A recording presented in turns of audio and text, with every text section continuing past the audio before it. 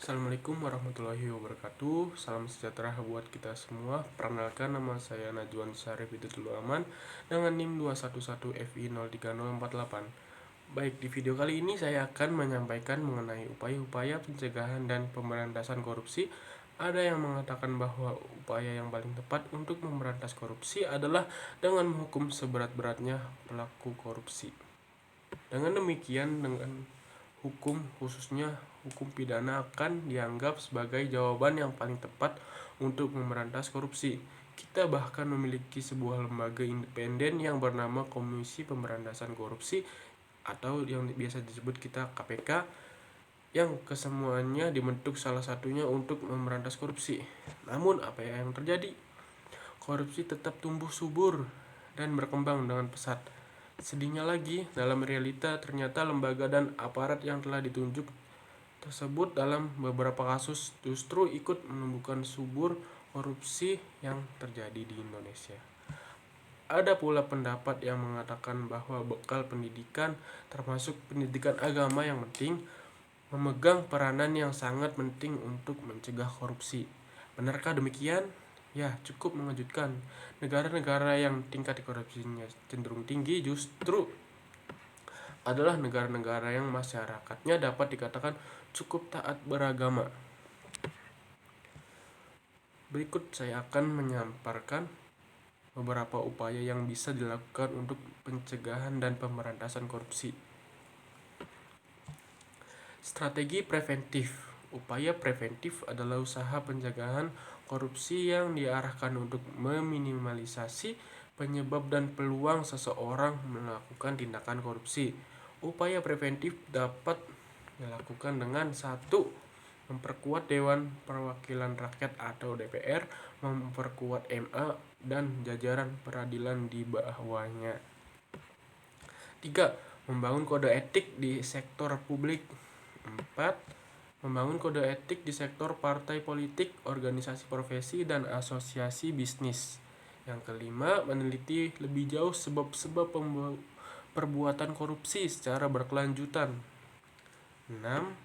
Penyempurnaan manajemen sumber daya manusia atau SDM dan peningkatan kesejahteraan pegawai negeri. Yang ketujuh, mewajibkan perbuatan perencanaan strategis dan laporan akuntabilitas kinerja bagi instansi pemerintah. Kedelapan, peningkatan kualitas penerapan sistem pengadilan manajemen. Yang terakhir, penyempurnaan manajemen barang kekayaan milik negara atau BKMN.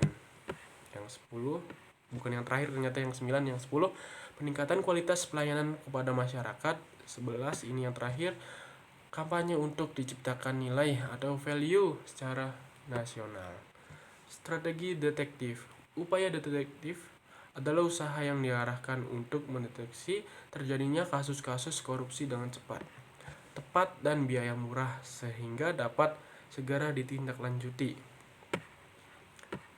Berikut upaya detektif pencegahan korupsi. Perbaikan sistem dan tindak lanjut atas pengaduan dari masyarakat. 2. Pemberlakuan kewajiban pelaporan transaksi keuangan tertentu. Yang ketiga, pelaporan kekayaan pribadi pemegang jabatan dan fungsi publik. 4. Partisipasi Indonesia pada gerakan anti korupsi dan anti pencucian uang di kancah internasional. 5. Peningkatan kemampuan aparat pengawasan fungsional pemerintah atau APFP dalam mendeteksi tindak pidana korupsi. Strategi represif. Upaya represif adalah usaha yang diarahkan agar setiap perbuatan korupsi yang telah diidentifikasi dapat diproses dengan cepat, tepat, dan biaya murah, sehingga para pelaku dapat segera diberi sanksi sesuai peraturan perundangan yang berlaku. Upaya represif dalam pencegahan tindak pidana korupsi adalah: yang pertama, penguatan kapasitas badan atau komisi anti korupsi. Kedua, penyelidikan, penuntutan, peradilan, dan penghukuman koruptor besar dengan efek jera.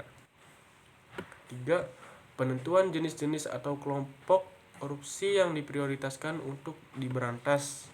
4. Pemberlakuan konsep pembuktian terbalik. 5.